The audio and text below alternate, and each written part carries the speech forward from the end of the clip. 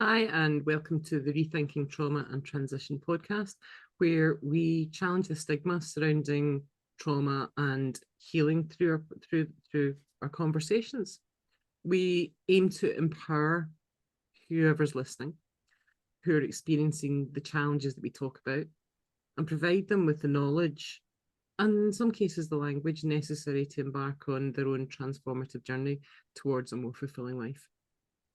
We hope you enjoy our conversations. So what are we talking about this week, Rich? We're going back over a little bit about boundaries, values, beliefs, and maybe touch on self-reliance and independence. Yeah, because we had quite a detailed conversation in the last episode about that push me, pull me effect. Yeah, we did.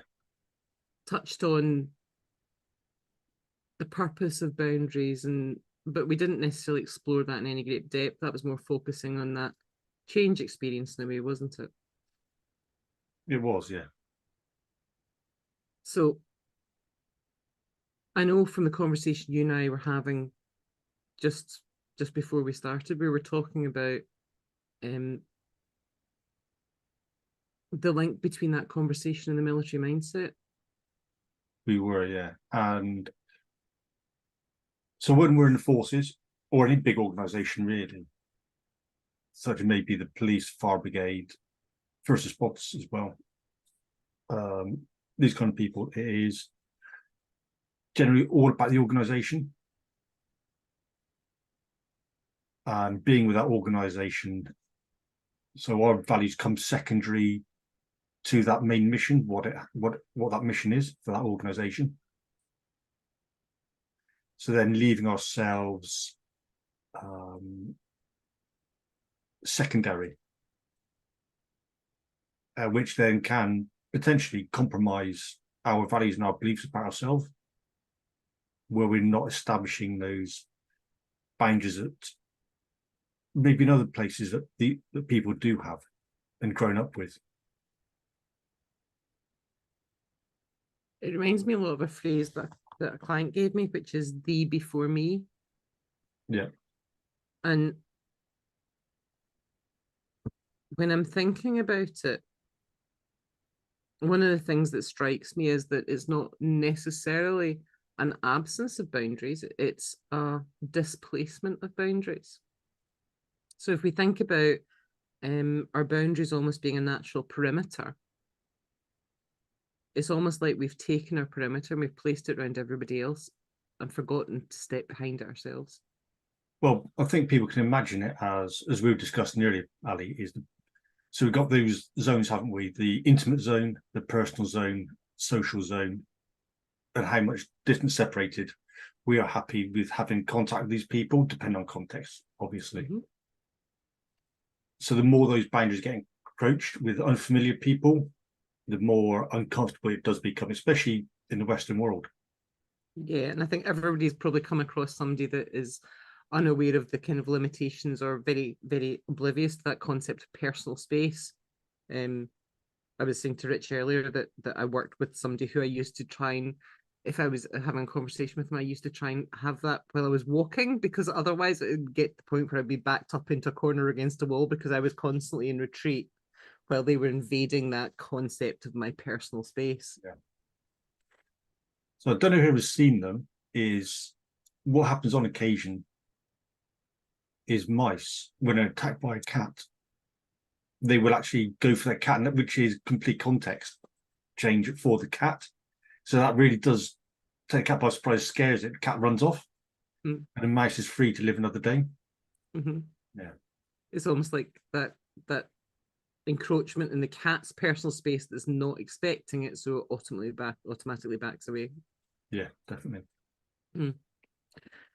So that idea of boundaries and that the link to the military mindset links in very nicely to that concept of push me, pull me as well, because the whole point of that is how odd it can sometimes feel, how unnatural it can feel when we are changing our beliefs, our expectations or our behaviours, because we're stepping outside of established patterns.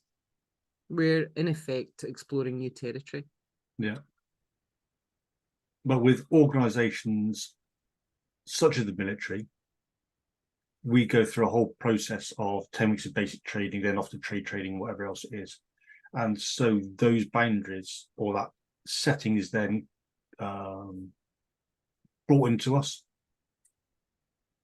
It is there with us all throughout that training. So it's always there, conditioned to go, yeah, this is what the mission is, and you are secondary to that mission. You're working as a team, you're looking out for your oppos, you mentioned previous ones. And that's what the main thing that matters is the mission and your mates.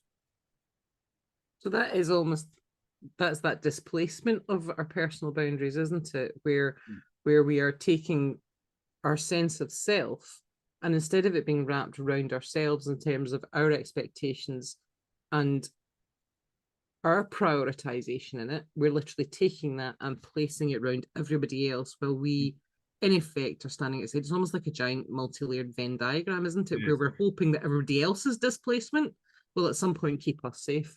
Yeah. What I did forget to mention in the previous military mindset is it's always your weapon first.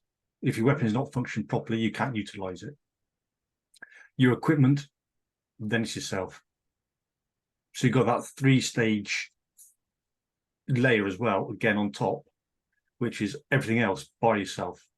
And then when you more of a senior, you go through the ranks, become officer or however it is, it's always the junior ranks, the privates, guardsmen, troopers, sappers, whoever it is.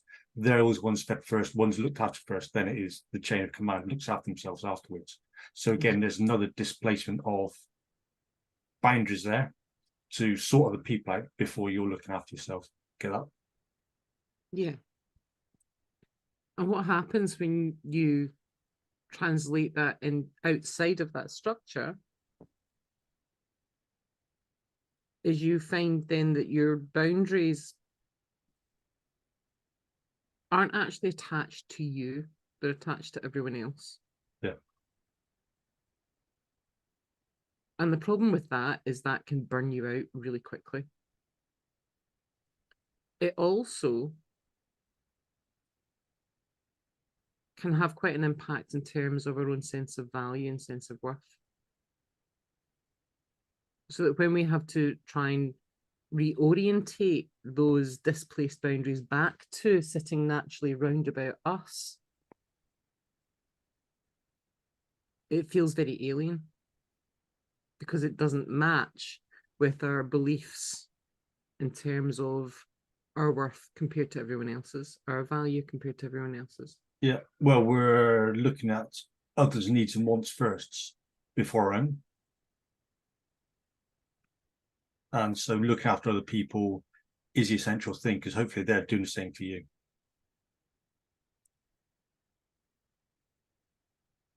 So if you're working in an organization where everyone's boundaries are displaced in a similar fashion, that works really well. Yes. But that's not what happens in civilian street. No. In the vast majority of cases, no. There might be some people where you're working and they're doing that similar sort of thing, but ultimately they depend on where they are in the organization and the hierarchy. Because if you've got poor management, poor leadership, they're not going to be able to, the organization's not going to function well, is it? Well, as I'm working through this, carry on, what were you going to say? I was going to, it's a similar thing, but on a very limited scope. It's the more limited scope, isn't it?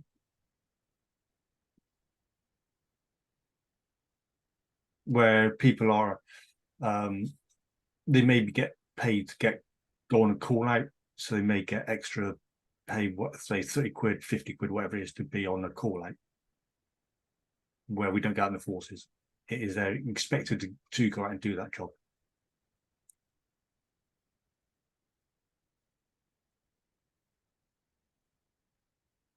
But that can also apply, we can also do that to ourselves even when we have no military background. Mm.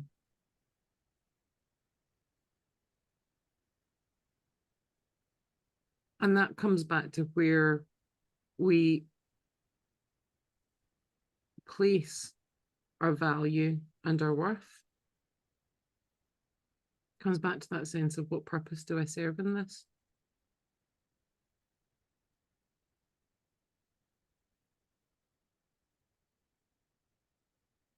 And it comes back to that identity jigsaw, where sometimes the pieces are not in balance. Yeah. All the component parts that make us who we are. And one part might, as a defense mechanism, almost grow to almost mask or protect the other pieces, but in doing so actually erodes the size of that piece or the potential of that piece. You see that quite commonly, for instance, where you've got workaholic traits, where it might start off as a defensive mechanism, as a protective mechanism, but actually the actual habits of it erode the presence of the other pieces till some of them just don't exist. And those are quite often our social interactions or relationships outside of a specific setting. And part and parcel of what feeds that behaviour is that sense of not assessing the priorities in terms of the your individual needs. Yeah. Because the corporation or the organisation or everybody else within it, your mask is looking after them rather than looking after you. Yeah. Which you mentioned previously, Ali, was a devalue, wasn't it? So it's a devalue of that person's self-worth, that person's self-esteem, and that eventually gets eroded. So I know my friend Orlando, who goes on about there's no such thing as a scale of self-worth or self-esteem and that kind of stuff, because each means a different level to different people. And if you're not valuing yourself or what you're doing, then there's another compromise there somewhere. It isn't. I think the important part of that is that word compromise. Because in some cases, a compromise is positive. But when it comes to our sense of self, our sense of self-worth, and our sense of value, actually a compromise is not positive. It's an erosion. Yeah. It's a damage and a reduction of our sense of worth. Because in that compromise, we're not valuing ourselves. Now, that doesn't mean to say that we can't, in a different sense, reach compromises with other people, because that's not about our worth. That's about a specific action or activity or outcome. That's about relationships, really, isn't it? Yeah. But when we are compromised, when our values are compromised, when our sense of value is compromised, whether that's by our own actions or other people's, then it's a detraction and a reduction of our value and worth. Yeah. And that is a problem, is looking to rebuild that back up. Because if it's been eroded over time, people may not have an idea of where to turn to or who to turn to. Or the other side of things, as we mentioned previously, is the analogy of the boiling frog. You've been putting, no, it's not true, but frog's been put in cold water, and eventually the heat gets up and frog gets used to that heat and it boils itself alive. Which isn't true anyway, but it's an analogy to go and find out. Well, that's the normalizing of our experience, isn't it? Where over a period of time, if the experience is protracted, we build it into our sense of normal, so that we cease to acknowledge it. You know, whether that's somebody's behavior that consistently puts us down, or whether that's maybe an emotion we're feeling, or a lack of emotion we're feeling, it becomes, over a period of time when that's protracted, part of our normal. And the thing about our normal is it becomes unacknowledged by us because we're programmed to acknowledge the different. Otherwise, we'd been overwhelmed. And when we cease to acknowledge that lack of worth, it's very difficult when we're forced to, when we actually have to assess that. Yeah. It's because by that, carry on, Ali. well, by that point, that's shifted our beliefs about ourselves as well. What I was going to say is, if that's our normal of being devalued, abused, bullied in a, say, work environment, and living with that normal, we're going back to that pattern recognition and that familiarity of that pattern, and how used to we get to those patterns. And this is where sometimes these patterns repeat. We're not intentionally seeking them out, but there's almost a sense of comfort. That's why you might find that somebody who maybe has experienced very volatile relationships in the family home as they're growing up, their experience of relationships and the relationships they will seek out will be similarly volatile, or can be. Yeah. Because there's pattern recognition at play there. That is normal. That is the definition of their experience. And it can feel quite alien to try and change that. Definitely. And with some of that, that can lead to over self-reliance and independence, where because being in those relationships, there's a lack of trust, there's a lack of support within that family structure or that organizational structure even. We're not willing or wanting to ask people because we know that we have a belief that they'll let us down or they won't follow through, because we have that expectation of this happening time and time again.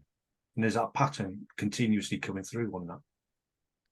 Well, I think there also becomes almost pattern avoidance, because we have already experienced that repeatedly. We know it hurts. We know this isn't something we want. So actually what we do is actively seek to eliminate its possibility. The problem then is, as you say, is we end up with that over self-reliance, the inability to reach out and ask for help or accept help if it's offered, where actually that offering of help, rather than it being a positive for us, becomes a negative experience because it places us in a place of vulnerability and potential letdown and hurt. So therefore, we revert to the rejection of that and the inability to accept it. Yeah. Because our protective instincts are kicking in, we would rather not take the risk than accept and be let down again. Well, it also even goes as far as asking people questions. That's opening yourself up to, as you mentioned earlier, about being vulnerable. So I'll give you an example of this. Many years ago, I did some rock climbing at school, and it must take, or seemed to take me about an hour to ask these two people a question about rock climbing. I just didn't know how to ask. Well, I wanted to ask, but didn't have that confidence or that ability to ask these guys a question about, I can't remember what it was now, it's a long time ago. It just felt really, really bad to do so. And that's often because it places us in the spotlight for a moment. And if we're in an avoidance situation where the last thing we want to do is draw attention to ourselves, for us to be seen, and I'm picking my words very carefully, because sometimes we will construct masks and we will operate from behind the mask, and we're happy for the mask to be seen, but we're not happy for us to be seen. And again, this is really where what we're touching on here is ACEs, adverse childhood experiences, and the impact that has in terms of adults as well. Because that also means that you've what you then have is not only are you overly self-reliant within that, but it's also going to be really difficult in terms of placement of trust and actually that building of relationships, because that places you in a point of being in the spotlight, of being seen, and you're used to operating behind the mask, and the mask is fine, and there's almost a public persona that sits up there that says, I'm okay, Jack. Yeah. But kind of built an artificial boundary. it is an artificial boundary, yeah. That nobody can encroach on this space, even though it needs to be encroached upon.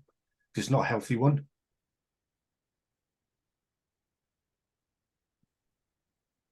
I sometimes use an analogy when I'm working with people in this, that in a way it's a bit between, but it's the difference between standing on a rock and standing in pebbles.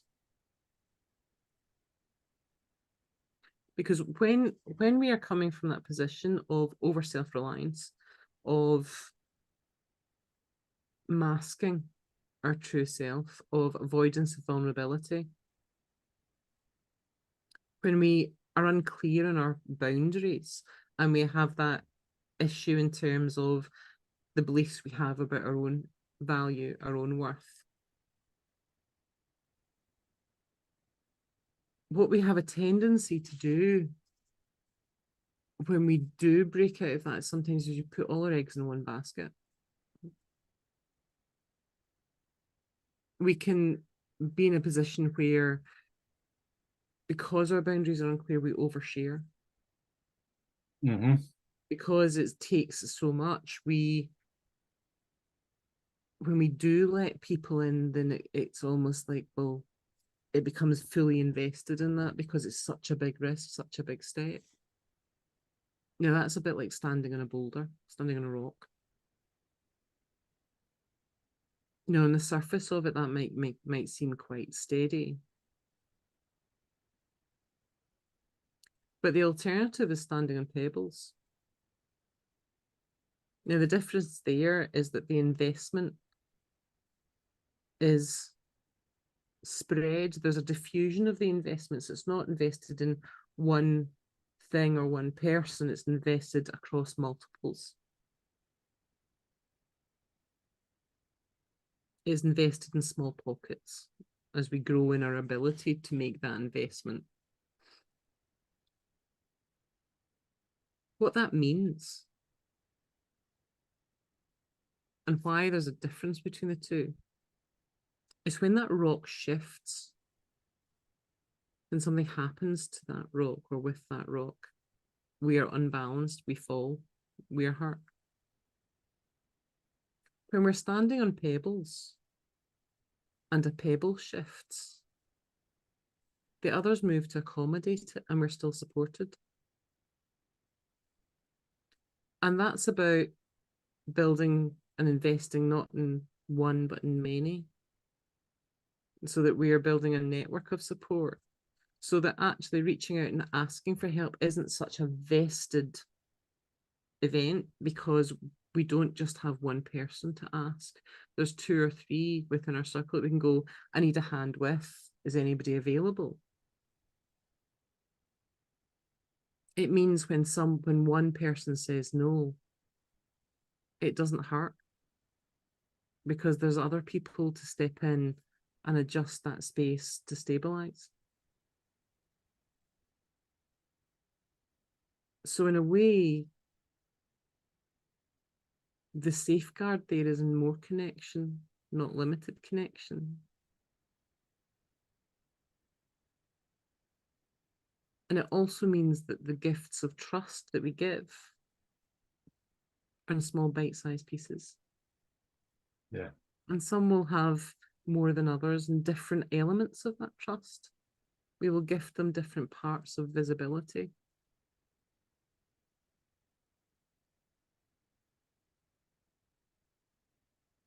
Because trust is situationally specific.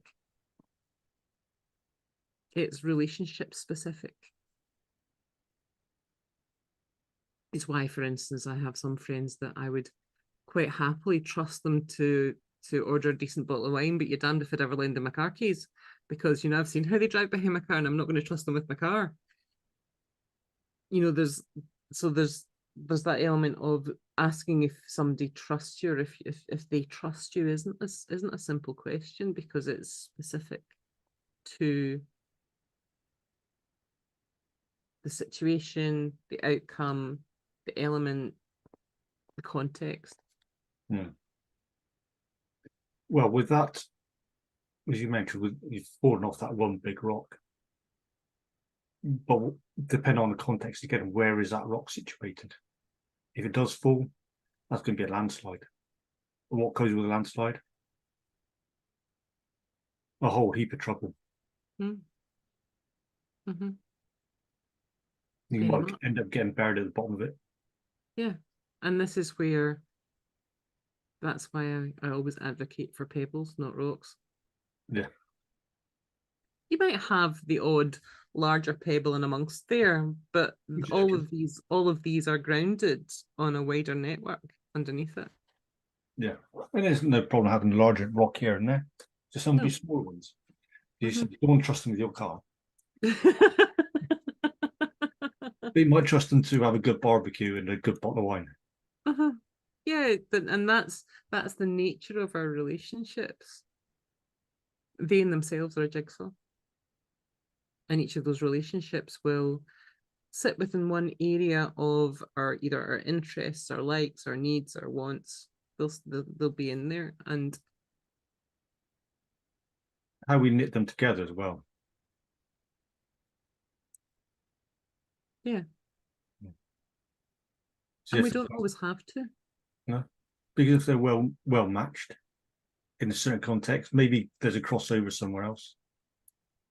Then that's perfect. That's good. It comes back to that idea of Venn diagrams, because what we're talking about here is, first of all, is taking that disassociated set of boundaries that we've placed around everybody else, not around us, and reorientating it to where it should sit, which is around us. Yeah. And the next step within that is, while we do that, is reassessing our values and our beliefs. And that can be a major struggle. Because as you mentioned previously, I think, is those values will shift over time. They're forever changing.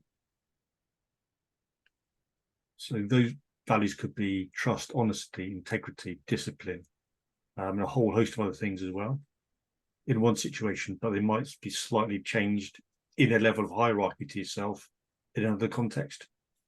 Yeah, and this is where we will have core elements, which is almost our sense of morality, our sense of right and wrong, and it's a bit like understanding which are your big ticket items. You're beyond anything else. This is central to everything I believe and who I am, and therefore I will not ever compromise that. I won't ever have flexibility on that, and I'm not going to change on that. But the context of those values might. Yeah. And as a result, our interpretation of it might alter slightly, but the value will still remain. And some of our values will fundamentally change as we grow because of our experiences. Oh, definitely. Same as our beliefs are changeable. Because and some beliefs, and also some of those beliefs we have about ourselves can be let go as well. Because of what purpose do they serve? Because there's always better and stronger beliefs out there that you can get hold of, that are more worthwhile to live in a more fulfilling and rewarding life. And that comes back to who you let into your house being your internal concept of self, your internal dialogue. Because quite often some of the beliefs we hold are not ours, they're other people's. We don't always realize that because they are so familiar to us that we have overlaid them like an extra piece of clothing that we're choosing to wear. well, that's a normal, isn't it? That's what becomes our normal, as we mentioned previously. It is. And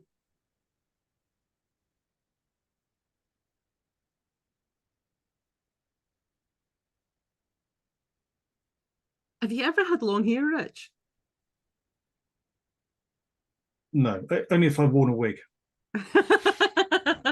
Right, so this will probably be an alien concept for you. So I have over the years had quite a habit of kind of getting my hair to quite a decent length and then getting really fed up with it. And I'll walk in the hairdresser and go, do you know what, take it all off. And I'll go from like shoulder length to like above the ears in one cut. Now, the reason this is relevant for our conversation is because there is that adjustment period of a few days afterwards where I don't recognize myself, where you might catch sight of something at the corner in your periphery vision and you suddenly realize it's you with short hair, because that's not been familiar to you. It's not been your normal. And it's so your peripheral vision, your brain's going, what's that? And flagged it as something that's different, because we have an internal representation of ourselves. And that change has been so fast that my internal representation has not caught up with that yet. And that's the same with our beliefs and values. Sometimes it takes a while for our internal representation, when we start to change those and challenge our boundaries as well and set them. Our internal representation takes time to catch up with that, to be comfortable, for it to reintegrate into our normal. And that brings us back to the push me, pull me. Yeah. Or And that's instead of going out with fancy dress and coming back and not recognize who's that in the mirror. Mm-hmm. Yeah. Or going shopping for clothes and trying something that's really, really very different from your normal style, and feeling very out of place with it and not really quite sure in terms of whether this really actually is you, whether you're comfortable with that. When in actual fact, the knack of it is the repeated wear, because at some point that item will become an old favorite that's like just there.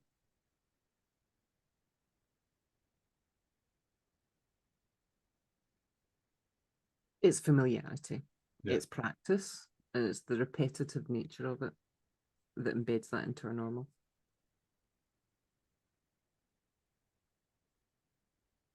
And this is where sometimes, with that military mindset, if there are embedded beliefs, embedded values, and an embedded dislocation of our boundaries that is around everybody else and not about us, it can be really challenging when we start to reassess this. It can feel very alien and very uncomfortable. Especially upon leaving. Especially upon leaving, yeah. And we had a chat with a couple of friends of ours the other day, and they run a charity, and they were chatting about all these guys and gals who've left, and it may have taken them 10 years, at least, maybe even longer, to attempt to find out where they belong and who they really are. They'll go from I've done that, one job to another job to another job, or it'll be a case of somebody else I was chatting to is he was told, this guy was telling us other chap, a careers event, stay away from this organization, and this guy got talked into it. He ended up with a franchise and a whole host of chemicals and no work. Because even though the guy who took him round had his best intentions with him to say, look, stay away from there, he didn't listen, because he was talked into being told, yeah, you'll be doing X, Y, and Z, and you'll be able to do this, that, and the other. Well, this is what happens when we are unclear on who we are, on where our boundaries sit. and what our values and beliefs are about ourselves, it places us again in that position of vulnerability. And if you have a background that has ACEs in the background where you have that over self-reliance, you already have issues in terms of creating that network, sustaining it, and building those relationships, giving your trust, then sorry, Ali, can we just explain what ACEs are for the people who are not sure? yeah, so ACEs are adverse childhood experiences. That includes such things as neglect, abuse of all sorts. Yeah, all that self-harm self-harm, all that harm, injury, trauma, damage given by a caregiver. And it can be things like financial strain, where you're raised in a household where there's significant financial constraints, where finance is a major issue, where there's instability in the relationships round about you, maybe where you're experiencing emotional distance from your caregivers, where they aren't meeting your emotional needs and your needs for reassurance. There might be physical abuse, there might be other traumas within there, but that abuse can also be emotional. It can be bullying behaviours, or it can be the total withdrawal, or it can be where you, as a child or young adult, are forced to take on more responsibility than you actually should be required to. Yeah. So you become the adult and the responsible person in that relationship. And that drives that sense of not having anybody else to rely on, and that sense of self-reliance. But it also gives a very limited experience of relationships. And it can lead to all sorts of issues in terms of creating those bonds, gifting of that trust, because you haven't learned that that trust is ever respected as a child. Yeah. And this is something we'll be exploring later, at a later date with somebody else. Yeah, and I think we're probably going to do a very specific episode purely looking at ACEs and the impact on adults. But it's worth bringing up just now, just to kind of put in context why we're raising these elements here. Definitely.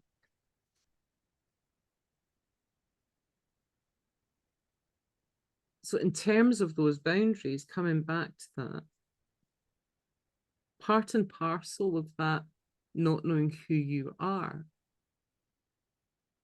is very much about the linkage between where your boundaries are sitting. Are they still disassociated from yourself, or have you reassociated them and attached them to you in the right way, in a positive way for you that respects your needs and wants, so that you are consistently placing yourself and your priorities first? And a lot of people struggle with that because they think it sounds selfish. It's not, it's anything but. Mm-hmm. Well, we can also go to the if you're on a flight, who they say first? You got to put a face mask on yourself first before you look after anybody else. Yeah, and that's very much. Mm-hmm. Yeah. So if you're not able to look after yourself first, you can't look after anybody else. Yeah. And that's about recognizing that in order for you to be who you are, doesn't mean a depletion of you. No. It means a safeguarding of you so you can do more of what makes you you. Yeah. I think it's also a rediscovery of who you are and who you want to be. That's all a ongoing, continuous process. That, like anything else, that also changes. Yeah.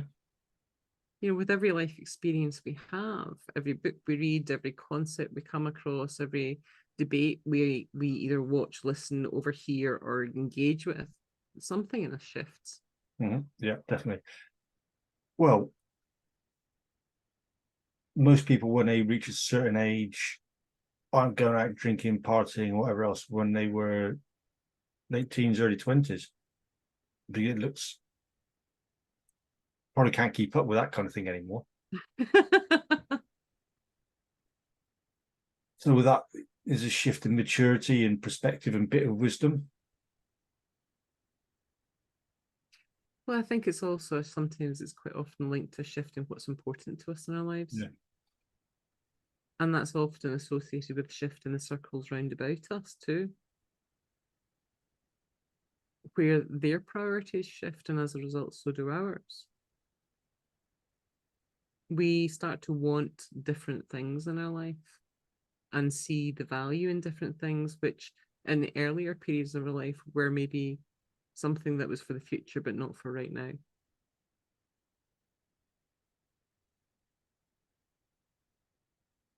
And that's where, again, our inner sense of identity shifts. Yeah. So I was going to think of that shift is looking at self-validation or validation, and how do you know that what you're doing is lifting you up and elevating you into a better place, and seeking that internal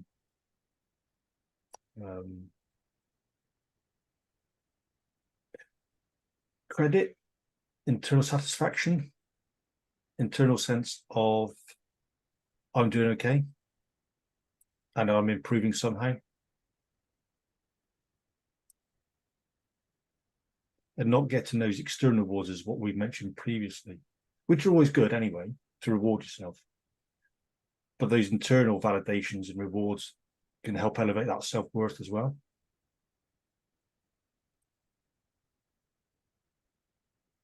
I think learning to self-validate is an important part of the reorientation of those boundaries, of the reattachment of those distance boundaries into the right place, of locking them in. Because we are not at that point then dependent on somebody else to tell us we are worth something. Yeah. We know it. And that's part of us recognizing that our worth means respecting our own needs. Our value means respecting our own needs. And our wants. And our wants. And with that will come a change in the beliefs we hold about ourselves. Yeah. And with that, it doesn't mean that going around shitting on other people's. Far from it. Again, it's, as we mentioned earlier, it's all about compromise. And in some circumstances, you're going to have to put your needs and wants to one side for somebody else's. But that doesn't mean to say we compromise on our value. No, definitely not. That's those in that situation what you're talking about, almost external wants and needs, Yeah. rather than internal. Yeah, absolutely. Yeah. And I'm sure I must have talked about this before. The lifeboat and lighthouse metaphor. Oh, we did. You have, yeah. But it's worth raising it again, because when we get caught in a pattern of demonstrating or confirming our value and our purpose, we get caught sometimes in the pattern of the actions we take to do so. And that means that our actions become almost cyclical. We repeat the same pattern to the same point. I mean, I know certainly that I for a long while was a cyclical workaholic and burnout, and I would recover from one burnout and I would vow never again. And then sure enough, at some point in the future, I would find myself at exactly the same point. And there was a cyclical nature to that. The pattern was familiar, the pattern felt secure, and I could kid myself that I knew I was going to do something different this time, but I would fall into old patterns very quickly. Out of interest, what did you think you were going to do differently? Well, at that point,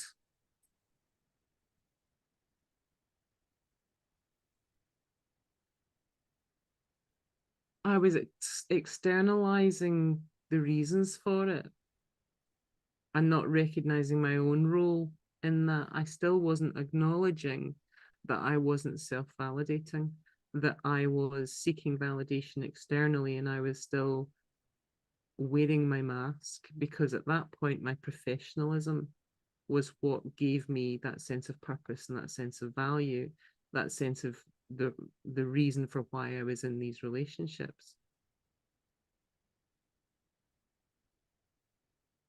And until I learned to adjust that, and to adjust and learn to self-validate rather than looking for the external proof of my worth, then I repeated those behaviors.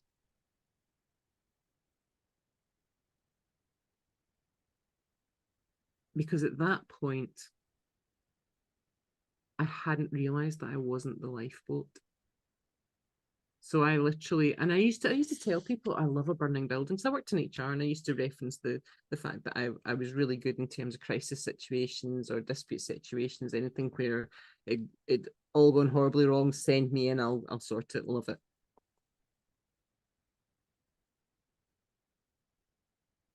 Because that was kind of like the high octane, all hands to the pump. That was me in full lifeboat mode, pulling everybody into my boat and not paying attention to how exhausted I was, because my validation was coming from the results I was seeing from that, and the fact that I was sorting everything out. I was seeing that get fixed,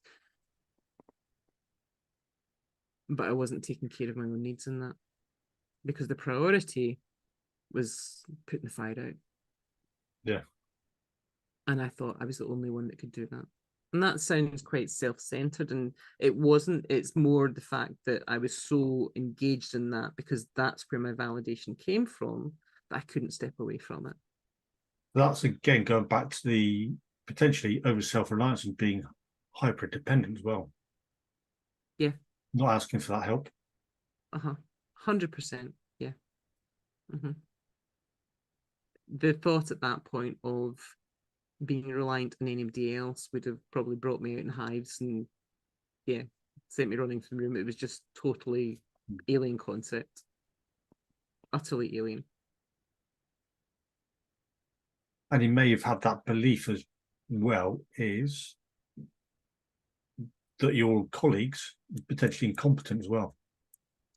No, never that. It was just more that I was so engaged in that they would be observing their own boundaries. Yes. And they would be observing their own needs and their own self-care. And I hadn't learned to interpret that way. So my sense of responsibility would kick in. My sense of, well, somebody's got to do it. And because they were much better at assessing their own boundaries, at recognizing their own limitations and what was good for them and what wasn't, and I wasn't, then the craziness would land on me. And there was almost a sense of me reveling in that, because then I could be the lifeboat. Yeah. Then I could get the validation that I hadn't learned to give myself, to find for myself, because I didn't know what my role was otherwise. No. What purpose I served. I had to learn to be a lighthouse. I had to learn that my boundaries were important. And the patterns that I had from before were repurposed. So they now become warning flags for me, rather than things that take me to that route. They stop me in my tracks. Yeah. It's what you mentioned previously about driving on the motorway and there's all that signage up and the bridge is out or the road's out. And just carrying on doing whatever speed it is you're doing and not recognising and going, yeah, that's fine. Another couple of miles down the road, I'll be all right. And obviously getting closer and closer to that bridge going out. Mm-hmm. Yeah. Yeah. There's more warning signs. As you get closer, it's all flashing, barriers up and all sorts, and maybe some workers out there trying to rebuild that bridge and just going to crash through all those barriers. Because all I'm focusing on is the road in front, that and the end point of that destination. I'm not stopping to assess alternative routes, alternative options. and the warning signs that are saying this one's not going to work. Yeah. Because my focus is so narrowed by that point that I'm choosing to ignore the warning signs because they've always been there. I've just chosen not to acknowledge them. I have actively ignored them, and when people have pointed them out to me, I've been in utter horrified denial and thought that they were crazy. I was so one of the guys I was doing some work with is he had a problem and his wife had told him about the problem and how he can go around solving it, or gave him an idea of how to solve it. And so we had a session together, and I said something very similar to what his wife was, but I'm guessing it's because I'm not in that intimate relationship. He took that on board and goes, "Oh, that's exactly what my wife has been saying."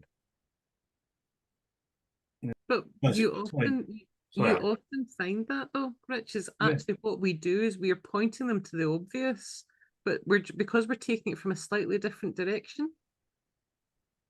But I think it's also as well is that because we have the idea of about those who are nearest and dearest to us, we again have all these beliefs about who they are and this mold of who they are, and they step outside of that. It goes against the context, even though that's good advice what they're doing. But if somebody out from outside of their world or experiential zone, or whatever you want to call it, says something very similar, then people generally tend to take that on board. But a lot of that sometimes is down to something that you can talk a lot about in transactional analysis, where we talk about gameplay. Now that's where and there are some very interesting books out there. I do love Eric Berne's books because there's an element of where they look quite small. When you read them, they map out, and some of the books map out some of the common gameplays. And it's one of those ones I always say to people when they're reading them, read the gameplays first, then go back and read the explanations and the theory behind it, because it'll make it easier to reference. But expect to feel a bit uncomfortable, because there will be points of recognition where you go, oh, that's the argument I have with my sister every week, and oh my god, that's the argument I have with so and so, and yeah, that's a conversation that happens every time we go down that route with X, because they are so familiar in terms of the interactions, the patterns we fall into. That's because we literally go through our lives repeating mini plays. We do. And as a result, arguments will repeat themselves and they'll always end up at the same place. We'll throw the same comments, the same debates, the same points.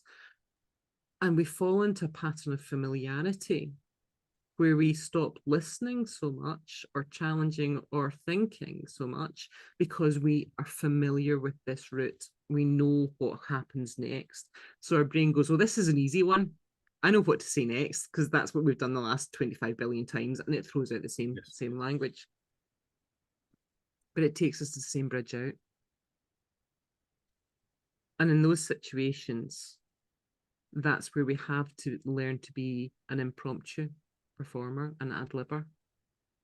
Because if we want to move that relationship forward, what we have to learn to do is break the script. Yeah.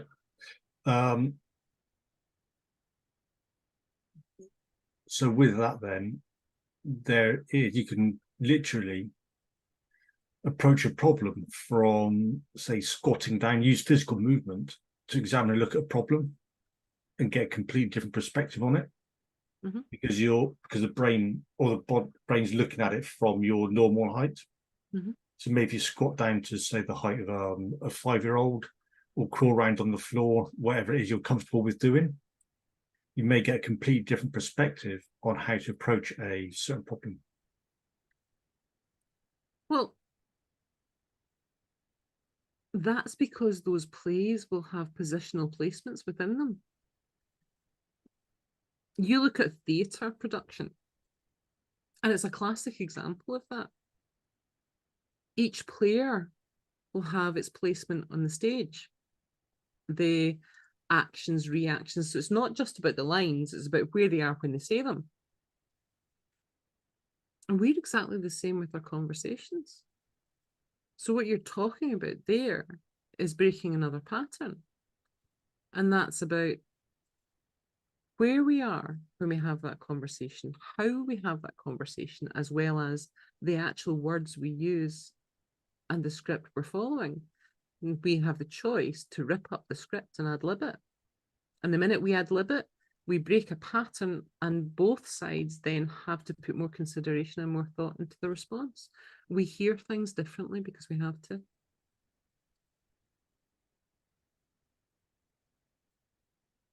Yeah. The old adage from William Shakespeare, the whole world is a stage. The whole world is a stage. And the knack is knowing our space within that stage and making sure that our space works for us. Before the final curtain is drawn. Well, let's face it, you don't want to stand in the trapdoor when you know it's going to open any second, do you? Depends if that's part of the role. Yeah. Because standing in that limelight is uncomfortable, but also can be a good place to be at times.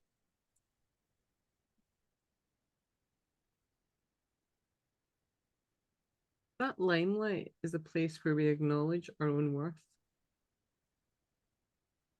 where we acknowledge our own value and our own needs. And it doesn't have to mean all eyes are on us. What it does mean is our eyes are on us. And that's when we know that those disenfranchised boundaries that were around everybody else, but never about around us, that's when we know that those boundaries have shifted back to where they should sit, around us.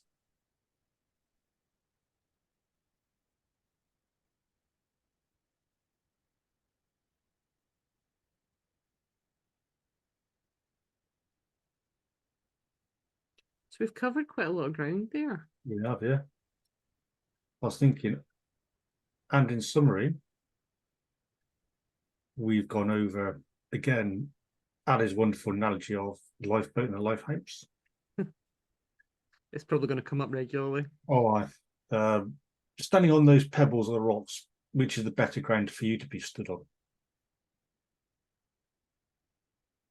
A brief description of childhood ACEs, adverse childhood experiences.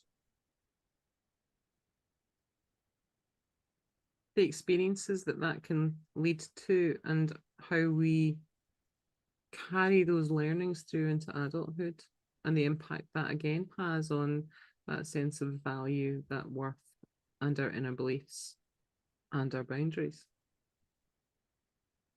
Validation. Where can you find it? I don't know, but you got to find it somewhere. Well, There's nothing you grasp hold of.